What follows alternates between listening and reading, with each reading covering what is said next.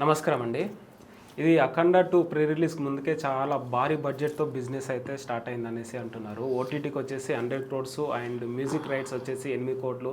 So ఇంత భారీ ఎత్తున బిజినెస్ అవ్వడానికి కారణం ఏమై ఉండొచ్చని మీరు అనుకుంటున్నారు? ఐ టెల్ యూ, బాలయ్య అనేది ఇప్పుడు ఒక పేరు కాదు. యాక్చువల్లీ బాలయ్య అనేది ఒక ట్రెండ్, అదొక బ్రాండ్. ఓకే. ఆయన అంటాడు కదా, మా బ్రీడ్ వేరు, మా బ్లడ్ వేరు అని. అదంతే.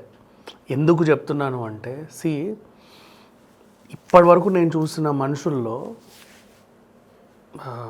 సంథింగ్ డిఫరెంట్ అబ్బా. తను మ్యాన్షన్ హౌస్ తాగుతాడు అని చెప్పేసి ట్రోల్, ఓకేనా, బయట ఎస్. ఆయన తాగుపోతారా, మ్యాన్షన్ హౌస్ తాగుతాడు అంటారు. అంటే అది ట్రోల్ యాక్చువల్గా. చాలామంది అది ఒక మనిషి వ్యక్తిత్వాన్ని కించపరిచే వర్డ్. అది దాన్ని పాజిటివ్గా తీసుకొచ్చాడు చూడు. అదే మ్యాన్షన్ హౌస్కి బ్రాండ్ అంబాసిడర్గా. చివరికి మొన్న రిలీజ్ అయిన సినిమాలో కూడా ఇంజనీర్ ఇట్లా తీస్తే మ్యాన్షన్ హౌస్ ఉంటుంది. అది అసలు ఇప్పుడు చూడు, అది ఒక ట్రెండ్ అయిపోయింది. మ్యాన్షన్ హౌస్కి బ్రాండ్ అంబాసిడర్. ఆ సంస్థ బాలయ్య మ్యాన్షన్ హౌస్తో కాళ్ళని ఎంత కడిగి నెత్తించలుకున్నా సరే వాడికి వచ్చిన ఆ పాపులారిటీకి ఏం చేసినా తక్కువే, తెలుసా. నెక్స్ట్ మళ్ళీ ఇప్పటి వరకు ఏ యాడ్కి తను చేయలే తన కెరీర్ మొత్తంలో. ఎప్పుడైతే అన్స్టాపబుల్ చేశాడో తర్వాత ఇప్పుడు కొత్త బ్రాండ్స్ వస్తున్నాయి. ఇప్పుడు మహేష్ బాబు లాంటి వాళ్ళు, చిరంజీవి లాంటి వాళ్ళు, పవన్ కళ్యాణ్ లాంటి వాళ్ళు ఎప్పటి నుంచో చేస్తున్నారు. నాగార్జున లాంటి వాళ్ళు యాడ్స్, థమ్స్ అప్ అని, అదని ఇదని కదా. కానీ ఆయన ఎప్పుడు చేయలే, ఇప్పుడు చేశాడు ఈ ఏజ్లో. నెక్స్ట్ ఒక 15 ఇయర్స్ కనీసం ఒక పుష్కరం కాలం పైనే అన్ని సినిమాలు ఫ్లాపే. నువ్వు ఏది తీ అది ఫ్లాప్. అయినా సరే ఆ హీరో ఉన్న అది కేటగిరీ ఉంది చూసావా, అది పోలా. లైక్ ఇప్పుడు మోహన్ బాబు గారిని హీరోగా పెట్టి సినిమా తీయొచ్చు, మళ్ళీ కలెక్షన్స్ వస్తాయి, దమ్మున్న నటుడే, కానీ ఎవరు రారు. రాజశేఖర్ గారిని పెట్టి తీయొచ్చు, అఫ్కోర్స్ తను మొన్న కల్కితో మళ్ళీ ప్రూవ్ చేసుకున్నాడు, అయినప్పటికీ ఎక్కువ మంది రావట్లా. ఆ కేటగిరీ. శ్రీకాంత్ గారు ఫ్యామిలీ హీరో అయిపోయాడు, జయపత్ బాబు విలన్ అయిపోయాడు.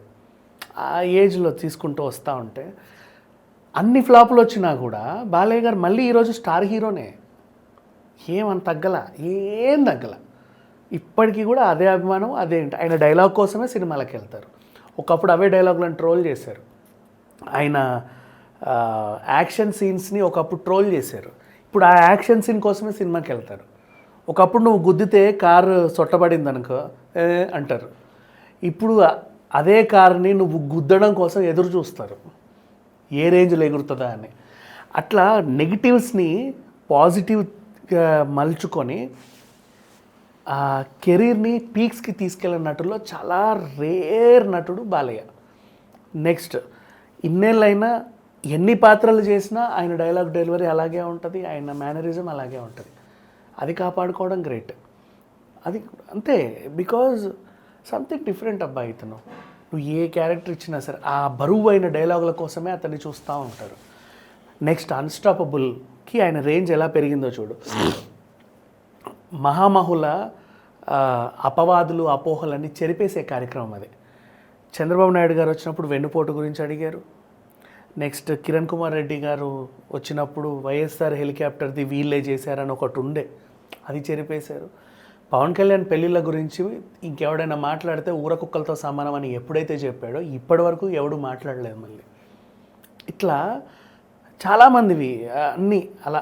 ఏదన్నా మనిషి మీద ఏదైనా నెగిటివిటీ ఉందంటే అది అలా చెరిపేయాలంటే ఏకైక ప్రోగ్రామ్ అన్స్టాపబుల్ అని తెలిసిపోయింది. ఆ రేంజ్కి తీసుకెళ్ళాడు దాన్ని. అండ్ నెక్స్ట్ లాస్ట్ సీజన్ మొత్తం ప్రమోషనల్ సీజన్. అది అన్ని సినిమాలు ప్రమోషన్స్కి వెళ్ళారు. ప్రతి సినిమా, నీ సినిమా ప్రమోషన్ అవ్వాలి అంటే ఖచ్చితంగా బాలకృష్ణ షోకి వెళ్ళాలి అనే రేంజ్కి వెళ్ళింది అది. అట్లా ఆయన గురించి ఎంత చెప్పినా తక్కువే. ఎందుకు ఇప్పుడు ఇంత మాట్లాడుతున్నామంటే ఆ ఉంది కాబట్టి, ఆ స్టామినా ఉంది కాబట్టి. ఇప్పుడు అఖండ 2 సినిమా ఏదైతే ఉందో ముందే ప్రీ బిజినెస్ అయిపోయింది. మాకు కావాలంటే మాకు కావాలి, ఎగబడికి ఉన్నారు. ఇప్పుడు కొనేస్తే ఎంతో కొంత ఎక్కువ రేట్ ఇచ్చి తర్వాత ఎవడు రాడని. ఓటీటీ హక్కులు, ఆడియో రైట్లు, ఆ రైట్లు, ఈ రైట్లు, శాటిలైట్ రైట్లు అన్నీ అమ్ముడుపోయి 168 CR వచ్చింది ప్రీ బిజినెస్. ఇంకేం కావాలి చెప్పు. అంటే బాలయ్య సినిమా క్లాప్ కొడితే చాలు నాకు కావాలి ఎగబడే ఎగ్జిబిటర్లు, డిస్ట్రిబ్యూటర్లు ఉన్నారంటే, డిస్ట్రిబ్యూటర్లు, ఎగ్జిబిటర్లు ఎగబడ్డారంటే ఆ హీరోకి ఇంకంత మించి ఇంకేం వద్దు నిజంగా. రిలీజ్కి ముందు డిస్ట్రిబ్యూటర్లు ఎగ్జిబిటర్లు తడబడ్డారంటే నువ్వు ఆ సినిమా గురించి మాట్లాడుకోవడం వేస్ట్. ఎగబడతారు బాలయ్య సినిమా అంటే. నెక్స్ట్ అంటే తర్వాత మీ ఇంటి ముందుకు రావద్దు గొడుగులు వేసుకొని మీ సినిమా ఏదో కొన్నాము మరి ఏంటి పరిస్థితి అని. అసలు ఆ ధ్యాసే ఉండదు తెలుసా. బాలయ్య సినిమానా కొన్నామా కథం అంతే. అండ్ ఊళ్ళల్లో ఉన్న మాస్ థియేటర్లు అన్నీ కూడా బాలయ్య వల్లే ఆడుతున్నాయి. ఇంకా చెప్పాలి అంటే ఇప్పుడు పాత థియేటర్లు ఆ సౌండ్ సిస్టమ్స్ ఒకప్పటివి కదా, ఇప్పుడు చాలా అప్డేట్ అయ్యాం కదా మనం. డాల్మీ అట్మోస్ అవి ఇవి ఏవేవో వస్తున్నాయి, నాకు అవి తెలియదు. పైన నీ ఆ ఏసీ ఆ పాత సిస్టమ్ మన విండో ఏసీకి స్ప్లిట్కి వచ్చాం అవునా. అదంతా ఆ టైం. ఇప్పుడు నువ్వు విండో ఏసీ వేస్తే నీకు నెలకు 4,000 వస్తుంది బిల్లు. నువ్వు ఆ ఏసీ కంటే బిల్ ఎక్కువ కడతావు, కరెంటు బిల్. అది కూడా అంతే, పాత సిస్టమ్ కదా, పవర్ ఎక్కువ కాలుతాయి. దాన్ని నువ్వు మొత్తం మార్చి సెట్ చేయాలంటే 2 నుంచి 5 కోట్లు అవుతాయి ఈజీగా. అంటే ఒక సింగిల్ స్క్రీన్ థియేటర్కి 2 నుంచి 5 కోట్ల పెట్టుబడి ఇప్పుడు నువ్వు పెడుతున్నావు అంటే నీకు మళ్ళీ అది ఎప్పుడు వస్తుందో తెలియదు. కాబట్టి అలా వదిలేసావు. ఇప్పుడున్న టెక్నాలజీ పరంగా కొత్త కొత్త సినిమాల్ని అలా చూడాలని ఇష్టపడే ప్రేక్షకులు ఉన్నారు. వాళ్ళని థియేటర్కి రారు, ఎందుకంటే అట్లా చూపియవు కాబట్టి. బాలయ్య సినిమా చూడాలని అన్ని థియేటర్లకు వెళ్తారు. మాస్ థియేటర్లు అన్నీ ఈయన కోసమే ఉన్నాయన్నట్టు, అది ఈయన మీదే బతుకుతాయి. ఇప్పుడు సంక్రాంతికి ఫ్యామిలీస్ పట్టుకొని మాస్ థియేటర్కి వెళ్ళావు. మాస్ థియేటర్లో ఎక్కడ పడితే అక్కడ గుట్కాలు, వాష్రూమ్ సరిగ్గా ఉండవు, సీట్లు కూడా కొంచెం ఇరుగ్గా ఉంటాయి, అవన్నీ ఉంటాయి, పాతవి కదా, వెళ్ళరు. నువ్వు అలానే పాపం ఆ ఓనర్ కూడా చేంజ్ చేయలేడు, ఎందుకంటే అంత ఖర్చు బోల్డ్ అంత పెట్టాలి రెనోవేషన్కి. సో వదిలేస్తారు, పోనీలే ఎప్పుడో ఏదో మంచి సినిమా వస్తుంది అప్పుడు జనాలు వస్తారు అప్పుడే సంపాదించుకుంటా అని. అట్లాంటి దేవుడు బాలయ్య వాళ్ళకి. అండ్ అలాంటి బాలయ్య సంవత్సరానికి 2 సినిమాలు చేస్తున్నాడు ఇప్పుడు. ఆ రేంజ్ కేటగిరీ హీరోలు 3 సంవత్సరాలకి కానీ 2 సంవత్సరాలు ఒక సినిమా రిలీజ్ చేయరు. ఈయన మన సంక్రాంతికి వచ్చాడా, ఇప్పుడు మళ్ళీ దసరాకి చూడు. అంటే ఎన్ని సినిమాలు. అండ్ బాలయ్య లాంటి హీరోలు అన్ని సినిమాలు చేస్తే ఎంతోమందికి ఇంకా ఉపాధి కలుగుతుంది, బోల్డ్ అంతమందికి, డాన్సర్లు, డబ్బింగ్ ఆర్టిస్టులు, వాళ్ళు వీళ్ళు టెక్నీషియన్లు అందరికీ. సో చెప్పాలంటే ఇండస్ట్రీ పరంగా చూసుకున్నా, ప్రేక్షకుడి పరంగా చూసుకున్నా, ఎగ్జిబిటర్లు డిస్ట్రిబ్యూటర్ పరంగా చూసుకున్నా 360 డిగ్రీస్లో ఈవెన్ బ్రాండ్ ప్రమోటర్స్ నీ వెనకాల లోగోలు వేసుకుంటారు వాళ్ళ పరంగా చూసుకున్నా అందరికీ బాలయ్య ఓ దేవుడిలాగా చెప్పాలి అంటే. అందరికీ న్యాయం చేస్తున్నాడు. ఓకే, ఈ టైంలో ఈ ఏజ్లో అంటే కెరీర్ పీక్ సిచ్యువేషన్. ఇప్పుడు రజనీకాంత్ గారు, చిరంజీవి గారు, బాలయ్య, వెంకటేష్ వీళ్ళందరి 60 ఏళ్ళు దాటిన ఏజ్లు కదా. ఈ ఏజ్లో అంత కుర్ర హీరోలకు యాక్చువల్గా ఈ టైంలో కుర్ర హీరోలు పెద్దగా అయ్యి వీళ్ళు ఫాదర్ క్యారెక్టర్లు వేసుకోవాలి.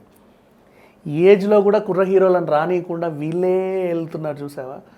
సో అది చాలా గ్రేట్ అని చెప్పుకోవాలి. ఓకే, ఇంకోటి కొంతమంది కూడా అనుకుంటున్నారు బోయపాటి గారు అండ్ బాలకృష్ణ కాంబినేషన్ మామూలుగా ఉండదు, అందుకే ఇంత అవుట్ రేట్స్ పోయింది అనేసి కూడా అంటున్నారు. దీన్ని ఏ విధంగా చూడొచ్చు? అదే చెప్తా, అది బాలయ్య అంటే. నేను మంచి ఎగ్జాంపుల్ బాగా చెప్పావు.